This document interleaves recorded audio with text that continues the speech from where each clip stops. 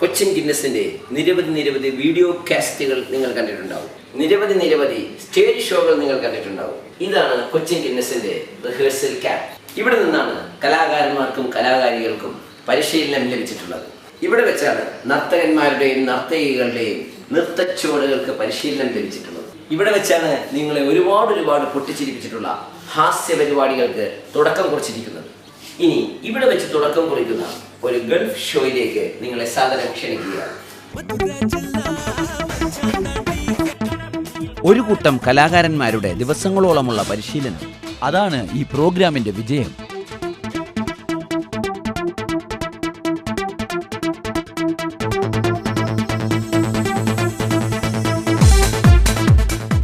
ഈ താരനിശയ്ക്ക് ഒരു അടിപൊളി സ്വീകരണം തന്നെ നമുക്ക് അവിടെ ലഭിച്ചു.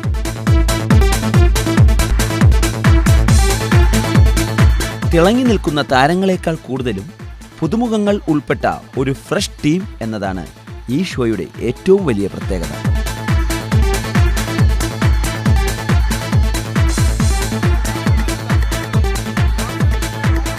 പ്രിയമുള്ളവരെ, കൊച്ചിൻ ഗിന്നസ് വീണ്ടും ഒരു ഗൾഫ് യാത്രക്ക് തുടക്കം കുറിക്കുകയാണ്. ഇതിനു മുമ്പ് eastern super comedy show, margin free comedy show, time mission comedy show, Kalabhavan world tour, eastern Cochin Guinness in USA, താരങ്ങളില്ലാത്ത താരനിശ, സിദ്ദിഖ് ലാലും 41 മിമിക്രിക്കാരും, atlas Guinness comedy show, atlas Guinness comedy bazaar, western union അടിപൊളി comedy show, atlas duty free comedy show എന്നിവയ്ക്ക് പുറമെ താരപ്പകിട്ടുകളില്ലാതെ വീണ്ടും ഒരു താരങ്ങളില്ലാത്ത താരനിശ. തിളങ്ങി നിൽക്കുന്ന താരങ്ങളല്ല ഈ ഗൾഫ് ഷോ. പുതുമുഖങ്ങൾ ഉൾപ്പെട്ട ഒരു ഫ്രഷ് ടീമാണ്. ഒരു കൂട്ടം കലാകാരന്മാരുടെ ഹാർഡ് വർക്ക്.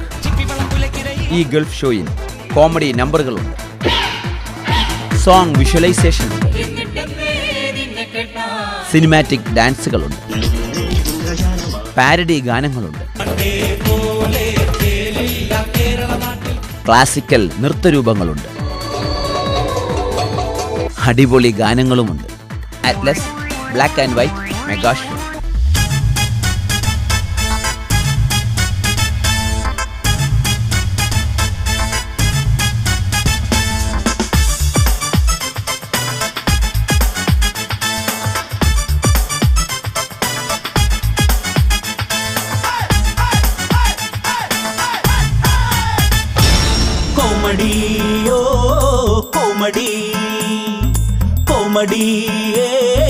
കോമഡി ഇവിടെങ്ങോട്ടു തിരിഞ്ഞാലും കോമഡി, ചിലരെന്തോന്നു കാട്ടിയാലും കോമഡി, കണഗുണ പറഞ്ഞാലും കോമഡി, ചുമ്മാ വള ചിരിച്ചാലും കോമഡി, ഞെട്ടിത്തെറിച്ചാലും പൊട്ടിക്കരഞ്ഞാലും പെടക്കണ കോമഡി, ചുഴുവിലൊരിത്തിരി കോമഡി കോമഡി കോമഡി കോമഡി ഓ കോമഡി.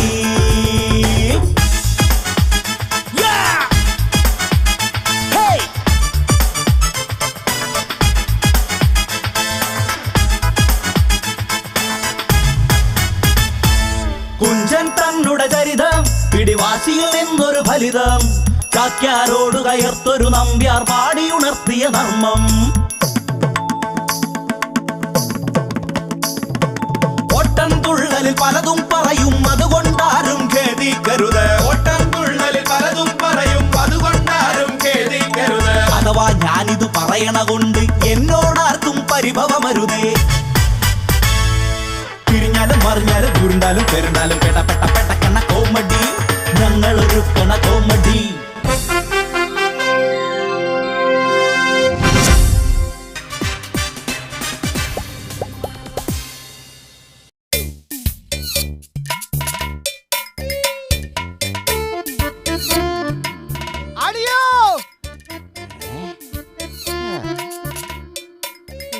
അളിയോ ഞാനാളിയോ വാളിയോ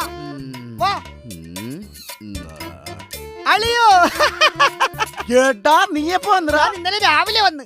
പക്ഷെ അളിയന്റെ നമ്പർ വെച്ച് ഞാൻ വിളിച്ചിട്ട് അളിയനെ കിട്ടുന്നില്ല. പിന്നെ ഞാൻ ഓഫീസിലേക്ക് വരുമായിരുന്നു. പിന്നെ എങ്ങനെയുണ്ട് പുതിയ ജോലി സ്ഥലമൊക്കെ? ജോലി സ്ഥലമെല്ലാം കൊള്ളാം. പക്ഷെ നാട്ടിൽ നിന്ന് വന്നപ്പോ നീ എന്നോട് പറഞ്ഞു നമ്പർ മേടിച്ചോണം, നിന്നെ വന്ന് വിളിച്ചു കഴിഞ്ഞാൽ നീ എനിക്ക് താമസ സൗകര്യങ്ങളൊക്കെ കറക്റ്റാക്കി അതൊക്കെ ചോദിക്കാൻ വേണ്ടിയാ വന്നത്. പക്ഷേ അളിയ ഞാൻ നിൽക്കുന്നിടത്തൊക്കെ മൊത്തം അറബിമാരളിയാ. അതുകൊണ്ട് നിനക്കെന്താ? എനിക്ക് അറബി സംസാരിക്കാൻ അറിയത്തില്ലല്ലോ. അളിയനറിയാലോ, മലയാളം പോലെ ഞാൻ വലിയ പാടുപെട്ട സംസാരിക്കുന്നത്. അളിയ അളിയന് അറബി സംസാരിക്കാൻ അറിയാവോ? എനിക്ക് അറബി സംസാരിക്കാൻ അറിയാവുന്ന നീ ആള് കൊള്ളാണ്. 10-15 വർഷമായിട്ട് ഞാൻ ഗൾഫിലല്ലേ. അപ്പൊ അറബി സംസാരിക്കുവോ? പിന്നെ ഞാൻ മണി പോലെ പറയും.